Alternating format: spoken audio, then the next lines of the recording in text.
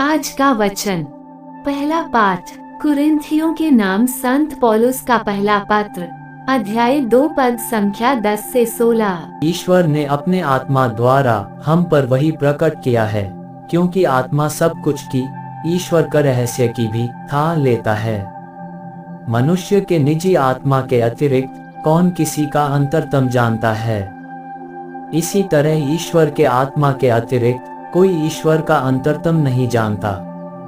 हमें संसार का नहीं बल्कि ईश्वर का आत्मा मिला है, जिससे हम ईश्वर के वरदान पहचान सकें। हम इन वरदानों की व्याख्या करते समय मानवीय प्रज्ञा के शब्दों का नहीं बल्कि आत्मा द्वारा प्रदत्त शब्दों का प्रयोग करते हैं। इस प्रकार हम आध्यात्मिक शब्दावली में आध्यात्मिक तथ्यों की विवेचना करते हैं।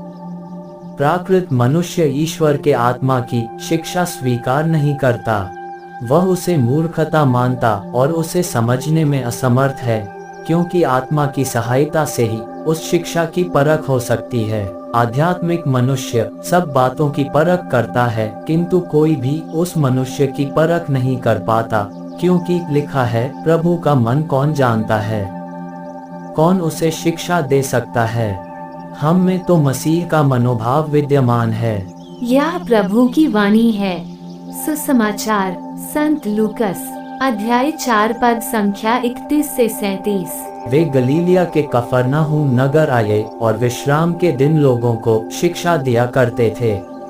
लोग उनकी शिक्षा सुनकर अचंभे में पड़ जाते थे, क्योंकि वे अधिकार के साथ बोलते थे। सभागृह में एक मनुष्य था जो अशुद्ध आत्मा के वश में था।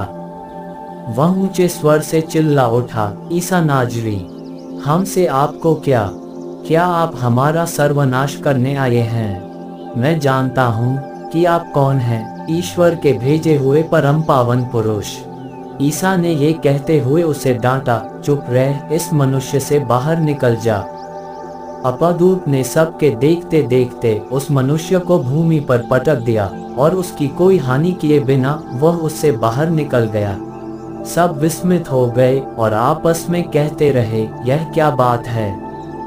वे अधिकार तथा सामर्थ्य के साथ अशुद्ध आत्माओं को आदेश देते हैं और वे निकल जाते हैं। इसके बाद ईसा की चर्चा उस प्रदेश के कोने कोने में फैल गई। यह प्रभु का पवित्र सुसमाचार है। आमीन। आज का चिंतन, हमारा जीवन हमारे दैनिक जीवन की गतिविधियों के साथ किलोरी मारते हुए चलता रहता है, पर संत पौलुस हमें निमंत्रण देते हैं कि हमारे आध्यात्मिक जीवन में हमें निरंतर गतिशील होने की आवश्यकता है।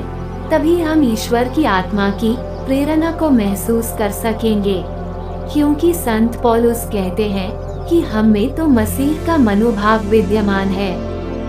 इसलिए यदि हम अपने परिचित चीजों में अटके हुए हैं, फिर भी हमारे लिए आशा विद्यमान है। जिस तरह अपदूत ग्रस्त व्यक्ति को यीशु ने चंगा किया, उसी प्रकार क्यों न हम भयंकर चिंतित हो या डर हमें कुंठित कर दी हो, पर ईश्वर हमारे जीवन से अवश्य इन चिंताओं को भगा सकते हैं और हम सभागृह के लोगों की तरह उनकी शिक्षाओं को अचंभित होकर सुन सकते हैं।